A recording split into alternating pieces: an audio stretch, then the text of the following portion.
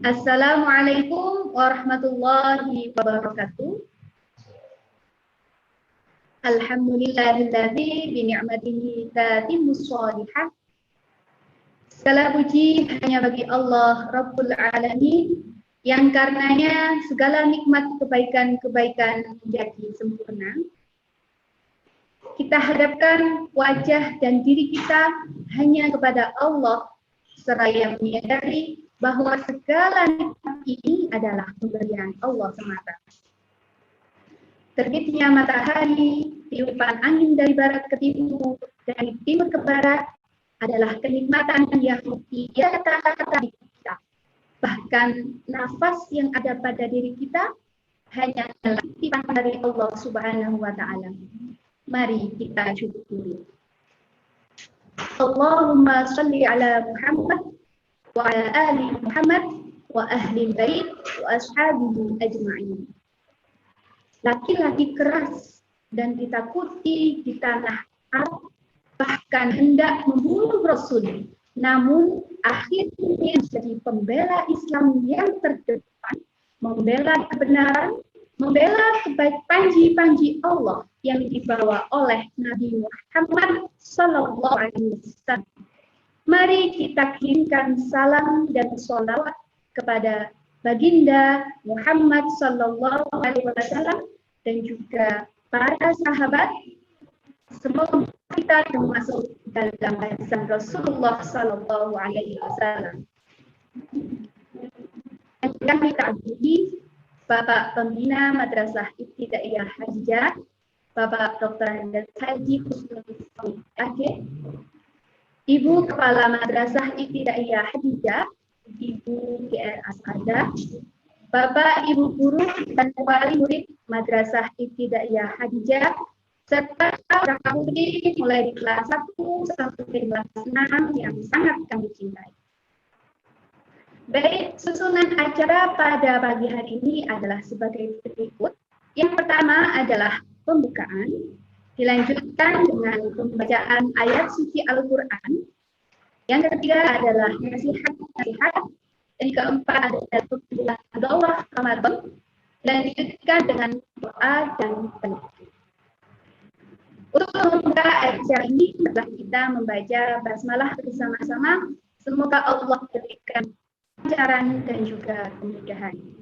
Bismillahirrahmanirrahim. Acara selanjutnya adalah pembacaan ayat suci Al-Quran yang akan dibacakan oleh Ibu Indah Lestari. Kepada beliau dipersilahkan.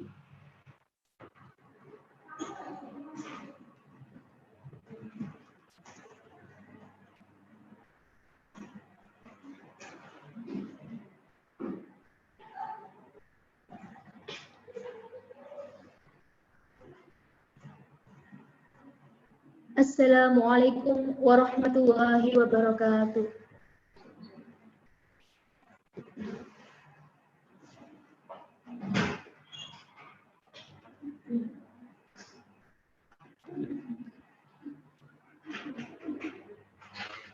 A'udzu billahi minasy syaithanir rajim.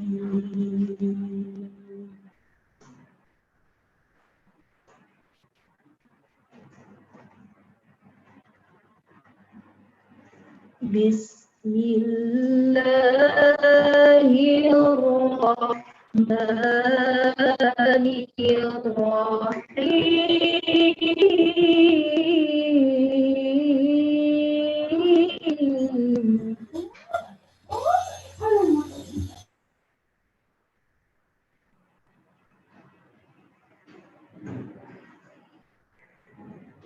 Ya ayyuhalladzina amanu kutiba alaikumus shiyam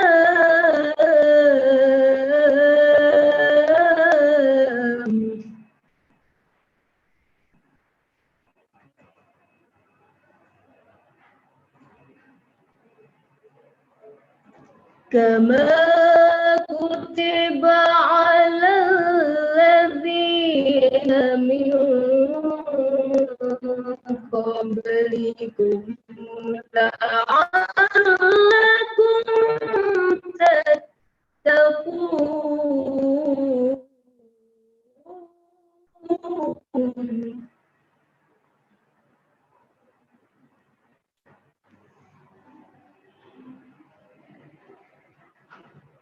يا أيها الذين آمنوا كتب عليكم الصيام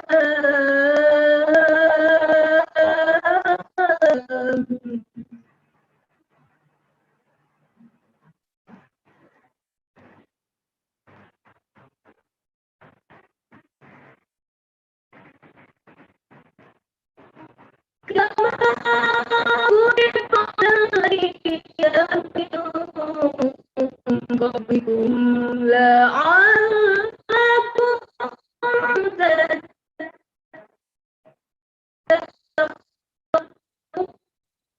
تتقون.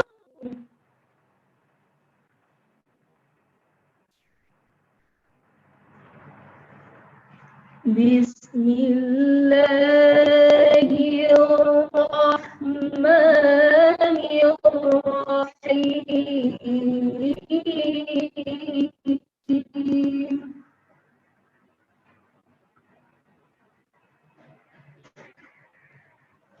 شهر رمضان الذي أنزل فيه القرآن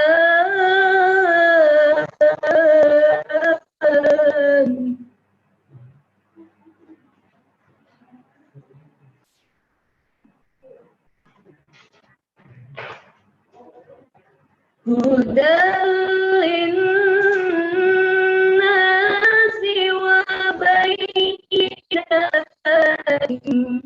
من الهدى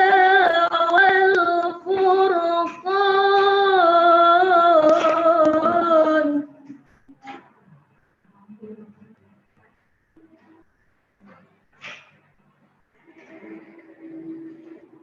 فمن شهد منكم الشهر فليصم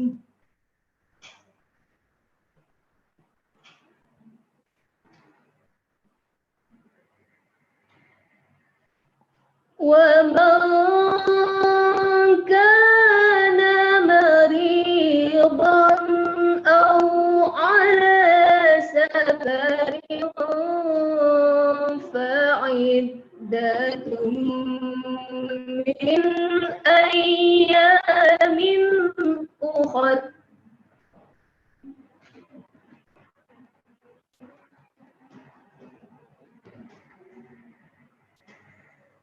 يريد الله بكم اليسر ولا يريد بكم العسر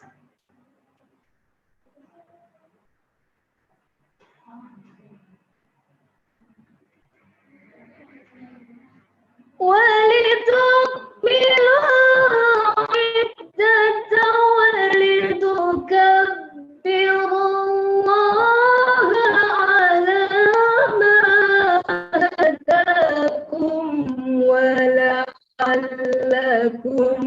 تشكرون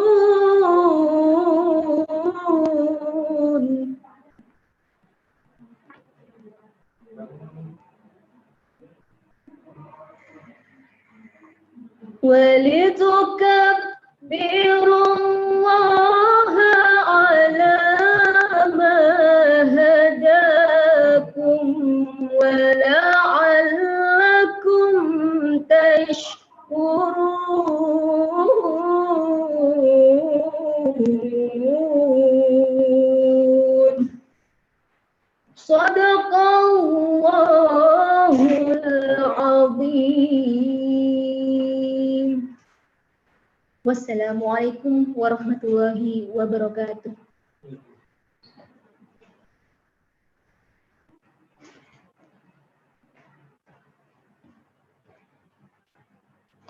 Maha benar atau Allah dengan segala firman-Nya.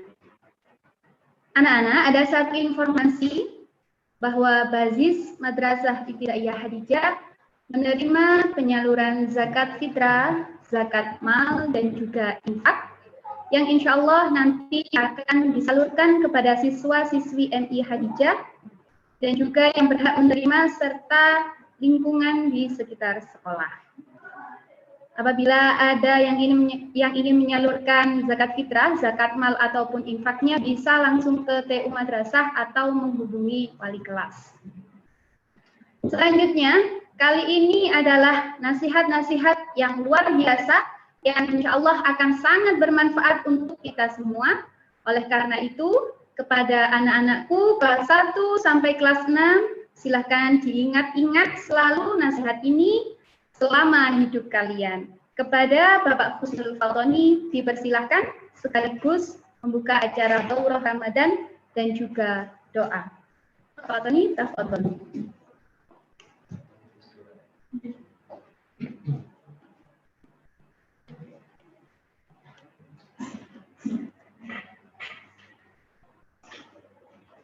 Assalamualaikum warahmatullahi wabarakatuh. Alhamdulillah alladzi alaina siyam hamdi.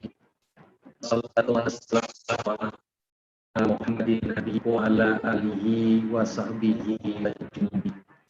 Asyhadu an la ilaha illallah wahdahu la syarikalah wa asyhadu anna Muhammadan abduhu wa rasuluh la nabiyya ba'da. Allahumma salli wa sallim wa barik ala hazan nabiyil karim nabiyina Muhammadin wa ala alihi wa sahbihi ajmain.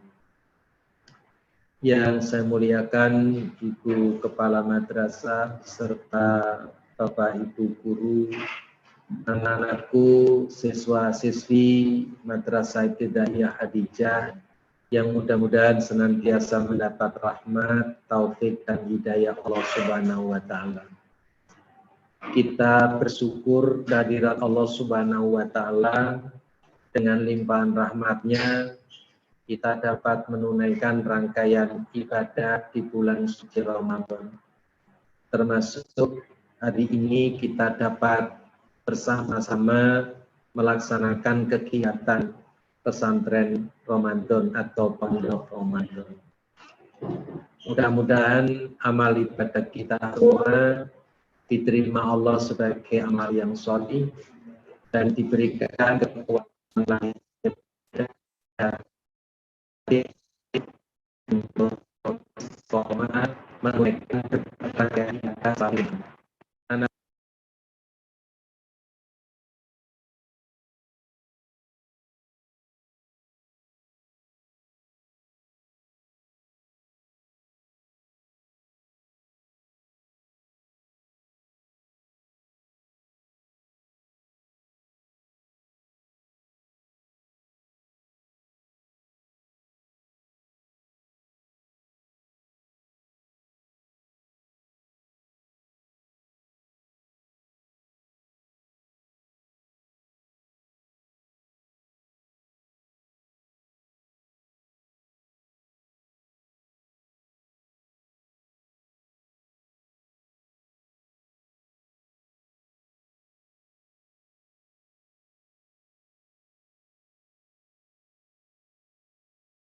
Kita yang menghadapi, tapi ini merupakan pandemi global.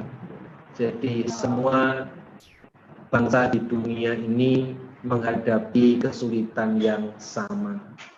Karena itu mengeluh tidak menyelesaikan masalah. Karena itu yang cerdas adalah mencari solusi untuk tetap istiqomah belajar dalam situasi dan kondisi seperti apapun.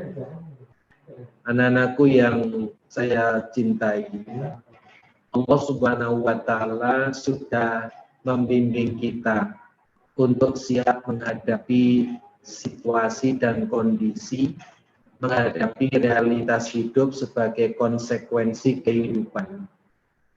Anak-anak bisa membaca surat Al-Balad ayat 4. Allah Subhanahu wa Ta'ala menegaskan laqad khalaqnal insana fi kabad. Sesungguhnya kami telah menciptakan manusia berada dalam keadaan susah payah.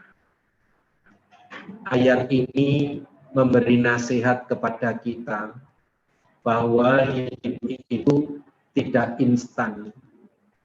Hidup itu tidak otomatis apa yang kita inginkan hari ini terwujud hari ini pula. Tapi hidup itu memerlukan struggle, memerlukan perang melawan apa yang harus kita hadapi. Anak-anakku, sejak kita lahir sudah bersusah payah, harus melalui proses yang sangat rumit. Kita harus menjadi bayi dulu, tidak berdaya. Kalau tidak ada yang memandikan, kita nggak bakalan mandi karena memang tidak bisa mandi. Kalau tidak ada yang menyuapi makanan, kita pun tidak bisa makan karena tidak bisa ngambil sendiri dan tidak bisa masak sendiri. Semua kebutuhan kita dibantu orang tua kita dan siapapun yang ada di sekitar kita. Maka Allah menjelaskan dalam firman-Nya di surat Al-Balad 4 ini agar kita senantiasa bersyukur kepada siapapun yang pertama kali menolong kita, mengantarkan kita dari alam arham ke alam dunia.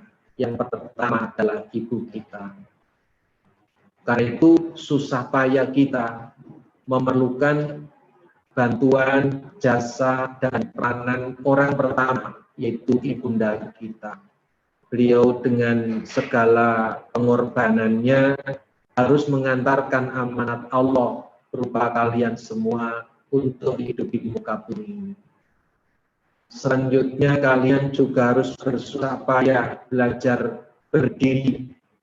Itu pun harus sering jatuh. Ketika berdiri, kita kemudian ingin berjalan sebagaimana semua orang akhirnya bisa berjalan. Namun hal itu harus dilalui dengan bersusah payah, berusaha, kadang jalan jatuh, kadang terpeleset dan lain sebagainya. Setelah jalan, anak harus bersusah payah untuk belajar bersepeda. Itu kadang kecemplungkot, kadang pagernya tetangga. Setelah bisa sepeda, kemudian bersusah-susah belajar naik motor dan seterusnya. Dan semua fasilitas itu tidak muncul tiba-tiba. Dengan bersusah payah pula menyediakan fasilitas berbagian. Belum lagi harus bersusah-susah sekolah. Harus kelas 1 dulu, tidak mungkin langsung kelas 6. Itulah kabar, itulah bersusah-susah yang harus disadari dan siap untuk dihadapi oleh setiap manusia, termasuk anak-anak yang saya cintai. Kemudian setelah lulus, setelah naik kelas terus ada perjuangan yang harus dihadapi. Naik kelas 1 dan ke kelas 2 itu pun perlu bersusah-susah. Dari kelas 2 naik kelas 3 terus bersusah-susah. Karena itu jangan memiliki mental instan yang hanya nuntut apa yang anak-anak inginkan sekarang lantas menjadi kenyataan. Kita harus bersusah-susah, bukan harus bersusah terus, tetapi bersusah payah itu untuk mencapai sukses. Maka jangan pernah membiayai sebuah kegagalan. Biaya yang kita keluarkan yang tidak terhingga ini, jangan sampai hanya untuk sebuah kegagalan. Biaya yang sekian banyak harus mengantarkan kita menjadi orang-orang yang sukses. Sekali lagi, jangan membiayai sebuah kegagalan. Biaya yang kita keluarkan harus mengantarkan kita menjadi orang yang sukses. Apalagi biaya-biaya yang kalian pakai semuanya hasil jerih payah kedua orang tua. Ya, selalu berusaha untuk menyiapkan fasilitas kalian. Ibu menemani kalian di rumah untuk selalu belajar dan bisa meneladani kedua orang tua kalian. Maka anak-anakku, untuk itu kita jangan pernah putus asa dalam menghadapi kenyataan hidup.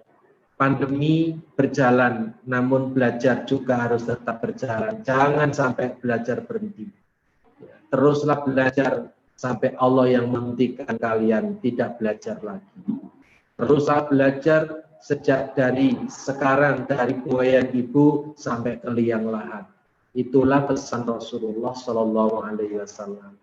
Anak-anak yang aku cintai, terkait dengan upaya untuk menghadapi kenyataan hidup ini, maka saya ingin sampaikan satu tantangan berat yang dihadapi oleh seorang anak, namun bisa berhasil sukses mendapat julukan dari Rasul, makhluk penghuni langit. Siapa dia?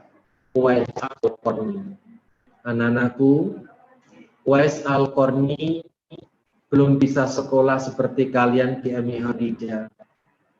Uwais Al-Qarni tidak punya HP, tidak punya tas yang bagus, tidak diantar sekolah oleh ayah bundanya dengan mobil mewah.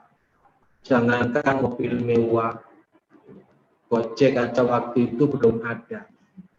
Anak-anakku, Uwais Al-Qarni penduduk Yaman, hidup dengan ibunya yang sudah tua dan lumpuh. Pada suatu ketika, karena kondisi miskin, Uwais Al-Qarni hanya bertahan untuk hidup. Pada suatu ketika ibunya bilang, Uwais, semoga tahun ini Uwais Al-Qarni bisa menemani ibu untuk berhaji. Anak-anakku yang saya cintai, Uwais Al-Qarni hanya mengiyakan. Kemudian dia berpikir, bagaimana cara menemani ibu untuk bisa berhaji, sedangkan ibunya lumpuh, mau tidak mau harus digendong. Padahal gendong dari Yaman ke Mekah itu jarak tempuhnya 1119 km. Harus digendong pulang pergi dan seluruh kegiatan haji harus digendong. Belum ada kursi roda, belum ada ambulan, belum ada helikopter, harus digendong dengan menempuh jarak 1119 km. Namun Uwais Al-Qarni dengan kecerdikan dan kekuatannya dari Allah, Uwais Al-Qarni menyiapkan fisiknya untuk bisa menggendong ibunya berhaji. Apa langkah yang dilakukan oleh Uwais Al-Qarni? Nah, anak-anakku, Uwais Al-Qarni beli anak sapi. Kemudian anak sapi itu ditaruh di atas bukit. Setiap sore diambil dan setiap pagi dinaikkan kembali ke atas bukit. Penduduk di sekitar heran apa yang dilakukan oleh Uwais Al-Qarni ini.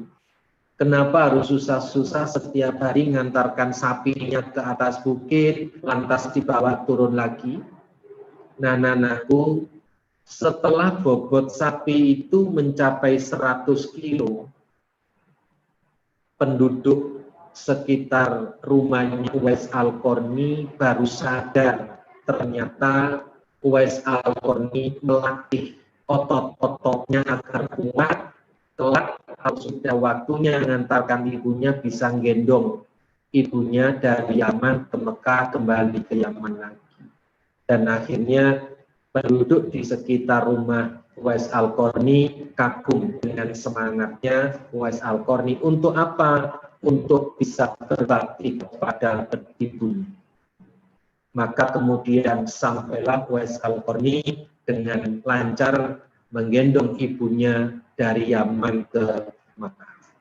Selama beribadah haji, Uwais Al-Qarni selalu gendong ibunya. Dan yang menarik adalah ketika gendong ibunya tawaf mengelilingi Baitullah, ibunya kagum. Karena apa? Sepanjang dia tawaf selalu memohonkan ampunan kepada Allah untuk ibunya. Selalu memohonkan ampunan kepada Allah untuk ibunya. Sampai ibunya bertanya, Uwais, sepanjang doamu, kenapa harus selalu mendoakan ibu? Doa untuk dirimu sendiri mana? Uwais Al-Qarni menjawab, Ibu, kalau Allah sudah mengampuni dosa-dosa ibu, dan ibu masuk surga, serta ibu ridho kepada saya, insya Allah saya pun akan dimasukkan surga oleh Allah. Karena itu saya harus mendoakan ibu agar mendapat ampunan dari Allah. Anak-anakku, ini teladan yang sangat baik. Nah, kemudian selesailah rangkaian ibadah haji, dan kemudian Uwais bersama ibunya kembali ke Yaman. Selanjutnya, Uwais Al-Qarni kepingin berjumpa Rasulullah. Tapi ada kesulitan yang amat sangat, yaitu apa? Bagaimana minta izin kepada ibunya, sedang ibunya sudah tua dan lumpuh, tidak bisa berjalan kemana-mana. Namun anak-anak, karena cintanya kepada Rasulullah Sallallahu Alaihi Wasallam, Uwais Al-Qarni berusaha untuk minta izin kepada menghadap ibu, saya rindu sekali dengan Rasulullah. Apakah ibu mengizinkan kalau saya berjumpa dengan Rasulullah? Ibunya iba sekali karena Uwais Al-Qarni adalah yang diupakan ibunya mengizinkan. Ya silakan, silaturahim bertemu Rasul. Tapi kalau sudah nyampe segera ibu sendiri. Alhamdulillah Uwais Al-Qarni bahagia sekali karena diizinkan oleh ibunya untuk silaturahim dengan Rasul. Dan yang mengagumkan dari ini adalah Uwais Al-Qarni tidak meninggalkan ibunya begitu saja. Seluruh kebutuhan ibunya selama Uwais berjalan ke Madinah disiapkan, dititipkan kepada tetangganya. Supaya dititipi makanan untuk ibunya, dititipi pakaian, sampai untuk kebutuhan ibunya dititipkan tetangganya, sehingga ibunya tidak pernah repot dengan kebutuhan hariannya. Lantas Uwais dengan tenang berjalan dari Yaman menuju Madinah. Jarak tempuhnya 1.365 km, jalan kaki pulang pergi. Demi apa? Ingin berjumpa dengan kekasih Allah Rasulullah Sallallahu Alaihi Wasallam. Anak-anakku, sampai di Madinah, ternyata qadarullah Uwais tidak berjumpa Rasul. Rasul masih ada urusan dan Uwais menunggu. Dalam saat menunggu itu, Uwais terngiang-ngiang pesan ibunya, kalau sudah di Madinah segera pulang karena ibu sendiri. Ingat pesan ibunya itu, Uwais Al-Qarni pamit kepada Aisyah dan hanya menyampaikan pesan untuk salam untuk Rasulullah bahwa Uwais Al-Qarni penduduk Yaman hanya ingin bertemu Rasul, tapi Rasul masih sibuk. Uwais Al-Qarni segera karena ingat pesan ibunya. Pulanglah Uwais. Kerinduannya ketemu Rasul tidak terpenuhi, tapi dia rela demi apa? Mentaati, ingat, melaksanakan apa yang dipesankan oleh ibunya. Salam karena ibu di rumah sendiri. Anakku yang saya cinta. Begitu Uwais Al-Qarni pulang, Rasul tidak. Dan Rasul itu diberitahu oleh istri beliau.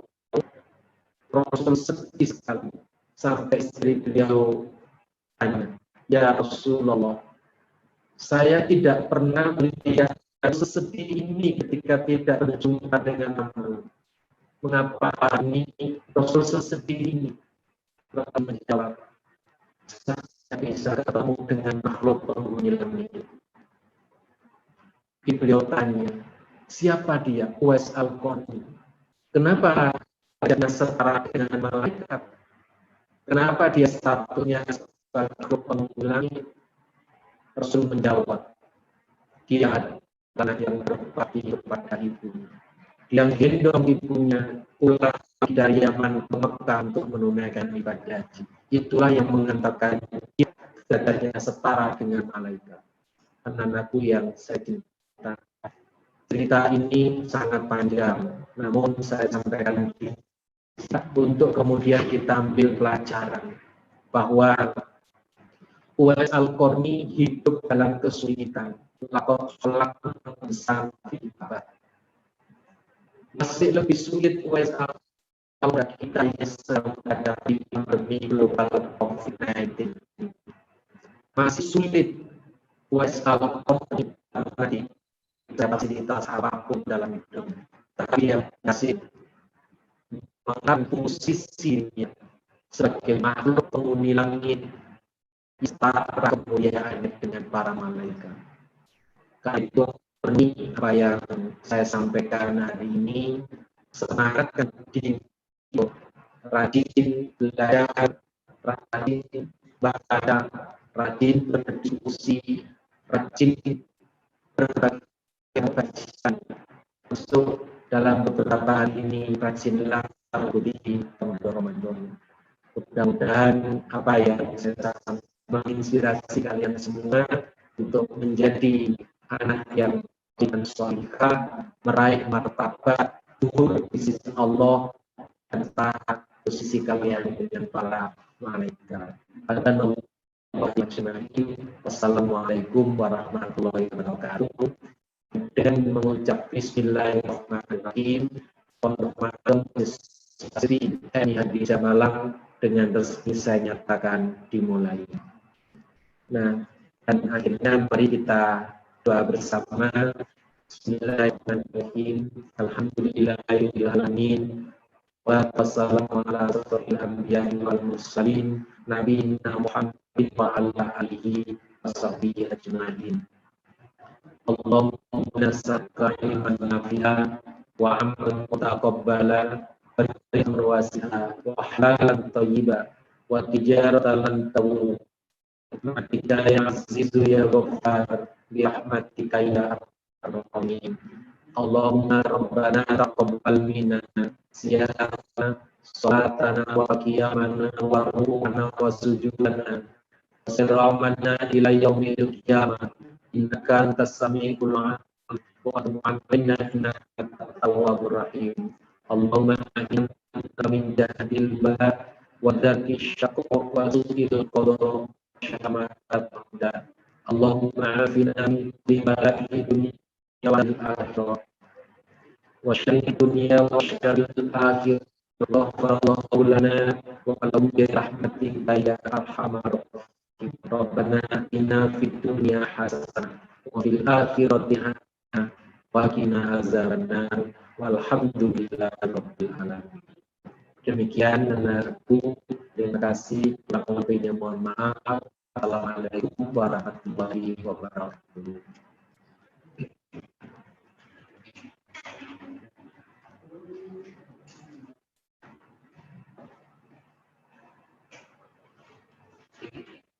Terima kasih kami sampaikan kepada Bapak Husnul yang menyampaikan nasihat luar biasa kepada anak siswa-siswi Madrasah Ibtidaiyah Hadijah Malang. Baik, ada satu informasi lagi sehubungan dengan akan dilaksanakan pembelajaran tatap muka atau PTM bagi Bapak Ibu yang menemukan sekolah atau madrasah untuk mendaftarkan putra-putrinya. Kami Madrasah Ibtidaiyah Hadijah masih menerima dan studi baru sampai kuota terpenuhi.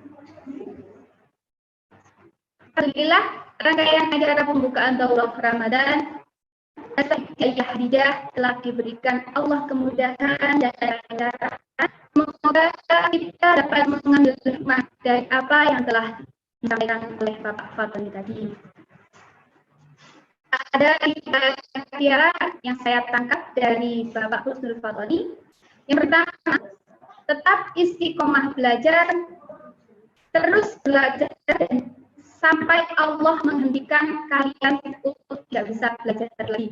Yang kedua, jangan pernah mau menjadi sebuah kegagalan, tetapi biaya yang kita keluarkan harus mengantarkan kita pada kesuksesan. Dan yang ketiga adalah memperlukan sisi, tetapi istiqomahlah dalam menghadapi segala situasi dan kondisi. Saya undur diri, mohon maaf apabila ada tutur kata yang salah. Sampai berjumpa di Daurah Ramadan tahun depan, insya Allah. Assalamualaikum warahmatullahi wabarakatuh.